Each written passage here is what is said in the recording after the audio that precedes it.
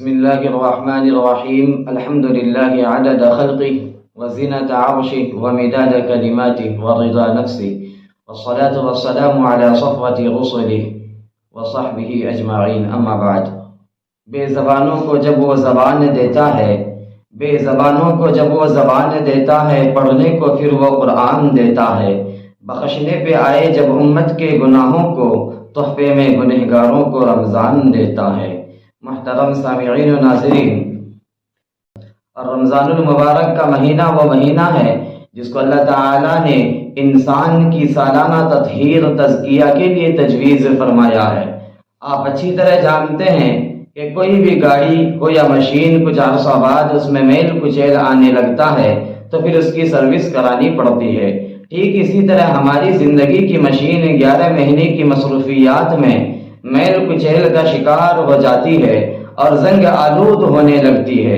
اس لیے اللہ تعالیٰ نے ہمیں یہ مہینہ عطا فرمایا تاکہ ہم اس گند اور میل کچیل کو دور کر لیں اور رب کی رضامندی و خوشنودی حاصل کر کے آنے والی دنیاوی و اخروی زندگی کو خوشگوار اور خوش احوال بنا لیں.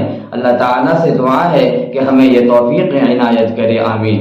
محترم ناظرین، رمضان کے روزوں کی فضیلت سے ہم سب واقف ہیں، پھر بھی میں تذکیر کے لیے ایک حدیث سناتا ہوں کہ آقا نامدار مدینے کے تاجدار احمد مجتبی محمد مصطفیٰ سرکار دو عالم صلی اللہ علیہ وسلم نے یہ خوشخبری سنائی ہے: من صام ایمانا و احتسابا غفر له ما تقدم من ذنبه، کہ جس شخص نے ایمان اور احتساب کی حالت میں رمضان کے پورے روزے رکھے، اللہ تبارک و تعالی اس کے پچھلے تمام گناہوں کو معاف فرما دیتے ہیں.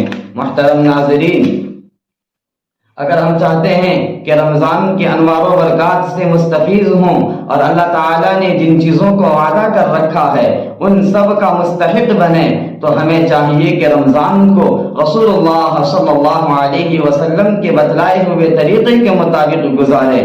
جن کو کرنے کا حکم دیا ہے ان کو کریں اور جن سے منع کیا ہے ان سے روکے رہیں. محترم ناظرین، رمضان المبارک میں چند کام ایسے ہیں جن کو ہم تمام مسلمانوں کو پورے اہتمام کے ساتھ کرنا چاہیے، اور کچھ ایسے کام ہیں جن سے مسلمانوں کو خصوصی طور پر رمضان میں اجتناب کرنا چاہیے. تو آج ہم آپ کے سامنے انہی چند باتوں پر گفتگو کروں گا.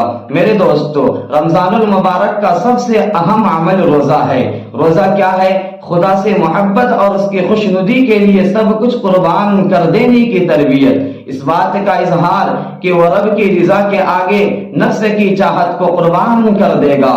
وہ آخرت کی نعمتوں سے اپنے دامن کو سرفراز کرنے کے لیے اپنے آپ کو دنیا کی شہوات و خواہشات سے بے نیاز کر لے گا. وہ اپنے نفس کے سرکش اور تیز گام گھوڑے کو اپنے قابو میں رکھے گا، کیونکہ دنیا کی تمام لذتیں معدہ اور نفسانی جذبات کے گرد گھومتی ہے. روزہ ان دونوں پر کنٹرول کرتا ہے، اور اس کنٹرول کے پیچھے کوئی ظاہری اور مادی طاقت نہیں ہے، صرف اور صرف خدا کا خوف اور آخرت میں جواب دہی کا احساس ہے جو روزے دار کو کھانے پینے سے روکے ہوا ہے. اسی لیے سب سے اہم بات یہ ہے کہ ہم بقدر امکان روزہ توڑنے سے بچیں. ہر عاقل بالغ مسلمان مرد و عورت پر روزہ رکھنا فرض ہے.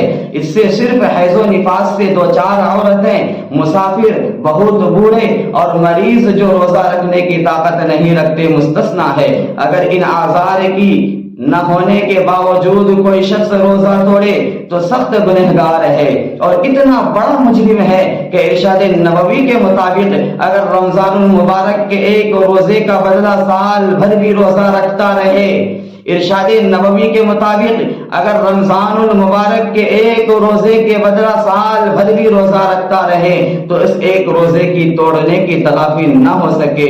اس لیے کسی شرعی عذر کے بغیر روزہ توڑنے سے پوری طرح اجتناب کرنا چاہیے. میرے دوستو، رمضان المبارک کا دوسرا عمل نماز تراویح کا اہتمام ہے، جس کو اکثر مسلمان پابندی کے ساتھ پڑھتے ہیں. وہ شخص بہت ہی بد نصیب ہوگا جو اس میں سستی اور کاہلی کے ساتھ کام لے گا. میرے دوستو، ہمیں چاہیے کہ رمضان المبارک میں جو تراویح کی نماز پڑھی جاتی ہے اس کو پورے ذوق و شوق کے ساتھ پڑھیں تاکہ اللہ اور اس کے رسول ہم سے راضی ہو جائیں۔ اور اللہ کے رسول صلی اللہ علیہ وسلم نے جو خوشخبری سنائی ہے، من قام ایمانا و احتسابا غفر له ما تقدم من ذنبی، کہ جو شخص ایمان و احتساب کی حالت میں رمضان کی راتوں میں قیام کرتا ہے، یعنی اپنے اللہ کے سامنے سر سجود ہو کر اپنے اللہ کو منانے کی کوشش کرتا ہے اور نماز تراویح کو پوری پابندی کے ساتھ پورے ذوق و شوق کے ساتھ پڑھتا ہے، تو اللہ تبارک و تعالی نے آقا علیہ السلام کے زبان سے کہلوایا ہے کہ اے میرے محبوب، اپنی امت کو یہ بشارت سنا دیجئے اور یہ خوشخبری سنا دیجئے کہ رمضان کے دنوں میں روزہ رکھ کر اور رات کے حصوں میں قیام کر کے قرآن کی تلاوت کر کے اپنے اللہ کو راضی کر لے۔ اگر کوئی شخص رمضان کی راتوں میں قیام کرتا ہے، یعنی نماز تراویح اور دیگر نفلی عبادتوں کا اہتمام کرتا ہے، تو اللہ کے نبی کی زبان کا ارشاد ہے کہ ایسے شخص کے تمام پچھلے گناہوں کو معاف کر دیا جاتا ہے۔ میرے دوستو، رمضان المبارک کا تیسرا اہم عمل قرآن مجید کی تلاوت ہے۔ اس ماہ میں نزول قرآن کا آغاز ہوا۔ رسول اللہ صلی اللہ علیہ وسلم اس ماہ مبارک میں حضرت جبریل امین علیہ السلام سے قرآن کا دور کیا کرتے تھے۔ گویا ماہ رمضان نزول قرآن کی یادگار اور اس کی سالگرہ ہے۔ قرآن تلاوت قرآن کی اہمیت کا حال یہ ہے کہ اس کتاب کے ایک حرف کو پڑھنے پر بھی 10 نیکیاں حاصل ہوں گی۔ رسول اللہ صلی اللہ علیہ وسلم نے قرآن پڑھنے والوں کو اہل اللہ اور اللہ تعالیٰ کے خاص بندے قرار دیا ہے۔ اہل القرآن ہم اہل اللہ وخاصتہ، یہ قرآن قیامت کے دن قرآن والوں کے لیے سفارشی بن کر کھڑا ہوگا۔ القرآن شافع و مشفع، اس لیے تلاوت قرآن مجید کا اہتمام تو ہمیشہ ہونا چاہیے، لیکن رمضان المبارک میں تلاوت کا خصوصی اہتمام مطلوب ہے۔ دن و رات میں سے کوئی وقت گھنٹہ 1.5 گھنٹہ قرآن کریم کی تلاوت کے لیے خاص کر لیا جائے اور پورے اہتمام کے ساتھ قرآن کریم کی تلاوت کی جائے۔ اس سے اللہ تبارک و تعالیٰ کی خوشنودی حاصل ہوگی۔ میرے دوستو، اسی طریقے سے صرف قرآن کریم کی تلاوت پر اکتفا نہ کریں، بلکہ باقی اوقات میں قرآن مجید کا ترجمہ پڑھ لیجئے، جو ترجمہ مستند و معتبر ہو۔ اس سے قرآن کریم سے آپ کا رشتہ مضبوط ہوگا۔ میرے دوستو، قرآن کریم ایک ایسی کتاب ہے جس کا صرف پڑھنا ہی ثواب نہیں بلکہ سننا بھی ثواب ہے۔ اگر آپ پورے شوق و ذوق کے ساتھ رمضان کی راتوں میں آپ اگر تراویح کی نماز کو مکمل طریقے سے پڑھیں گے اور حافظ قرآن کی تلاوت کو سنیں گے تو آپ بھی اس اجر کا مستحق ہوں گے۔ میرے دوست، رمضان المبارک کا چوتھا اہم عمل نفلی نمازوں کا اہتمام ہے۔ ارشاد نبوی صلی اللہ علیہ وسلم کے مطابق اس ماہ میں نفل عبادتوں کا اجر فرض عبادتوں کے برابر کر دیا جاتا ہے۔ اس لیے اس ماہ میں نفل نمازوں کا بھی خصوصی اہتمام کرنا چاہیے۔ نفل نمازوں میں کچھ وہ ہیں جو متعین اوقات میں پڑھنے کی ہیں: نماز اشراق، نماز چاشت، نماز زوال، اوابین، تہجد، سورج نکلنے اور ڈھلنے کے درمیانی وقت کو 2 حصوں میں تقسیم کر دیں تو پہلا حصہ نصف اشراق کا وقت ہے اور دوسرا نصف صلاۃ الضحیٰ کا، جسے نماز چاشت بھی کہتے ہیں۔ حتی الامکان تمام نمازوں کو پڑھنے کی کوشش کریں، اس سے اللہ کی مقبولیت حاصل ہوگی اور آپ اللہ کے قریب ہو جائیں گے۔ میرے دوستو، رمضان المبارک میں خاص طور پر انفاق کی ترغیب دی گئی ہے۔ انسان جب خود بھوکا اور پیاسا رہتا ہے تو دوسرے فاقہ کشوں کی بھوک و پیاس کا احساس بڑھ جاتا ہے۔ اسی لیے خاص طور پر رمضان المبارک میں اللہ کے راستے میں خرچ کرنے اور اپنے غریب بھائیوں کی مدد کرنے کی تلقین کی گئی ہے۔ حضرت عائشہ رضی اللہ تعالی عنہا سے مروی ہے کہ رمضان المبارک میں آپ صلی اللہ علیہ وسلم کا انفاق یعنی خرچ کرنا تیز ہوا سے بھی زیادہ ہوتا تھا۔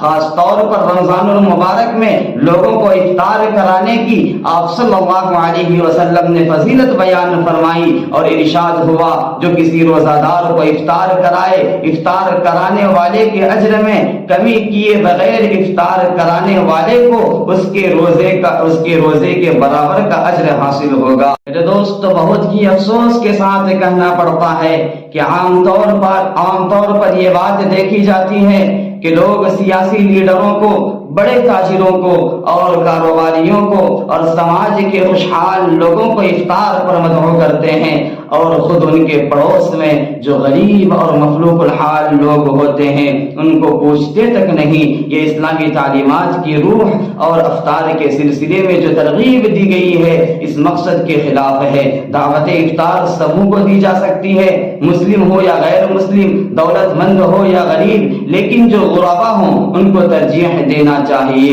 اور انہیں خاص طور پر مدعو کرنا چاہیے۔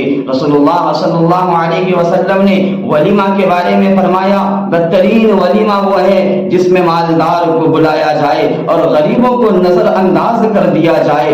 آپ صلی اللہ علیہ وسلم کی یہ تعلیم صرف ولیمہ کے لیے مخصوص نہیں تھی، بلکہ اس کا مقصد اس دین کے مجاز و مذاق کو بتانا اور زندگی کے تمام مواقع پر اس اصول کو برتنا ہے۔ میرے دوستو، یہ ہے روزے داروں کے لیے رمضان المبارک کا نظام العمل۔ اس کے ساتھ ساتھ یہ بھی ضروری ہے کہ روزہ دار اپنے آپ کو ہر طرح کے گناہ سے بچائے، اور بالخصوص زبان کے گناہوں، مثلا غیبت، بہتان تراشی، جھوٹی گواہی وغیرہ سے یہ روزے کو ضائع کر دیتے ہیں۔ رسول اللہ صلی اللہ علیہ وسلم نے روزہ رکھنے اور ان گناہوں سے نہ بچنے والے کے بارے میں فرمایا، انہیں محض بھوک و پیاس ہی حاصل ہوتی ہے۔ کم من صائم لیس لہ الا الجوع والعطش، کہ بہت سے لوگ ایسے ہیں کہ جو روزہ تو رہتے ہیں لیکن روزے کے روح کے خلاف ایسے کاموں کا ارتکاب کرتے ہیں اور ایسے کاموں کو انجام دیتے ہیں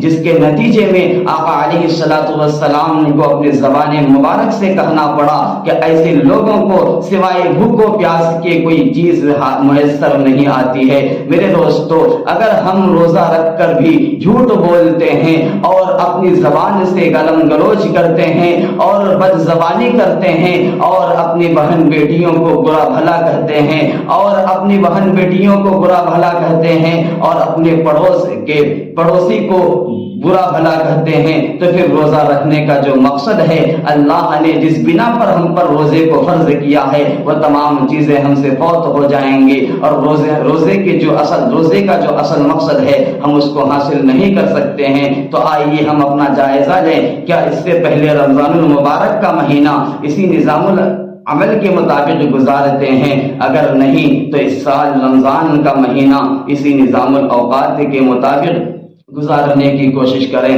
اللہ تعالیٰ سے دعا ہے کہ اللہ تعالیٰ ہم تمام مسلمانوں کو ان کہی ہوئی باتوں پر عمل کی توفیق عطا فرمائے۔ آمین۔ وآخر دعوانا الحمد للہ رب العالمین۔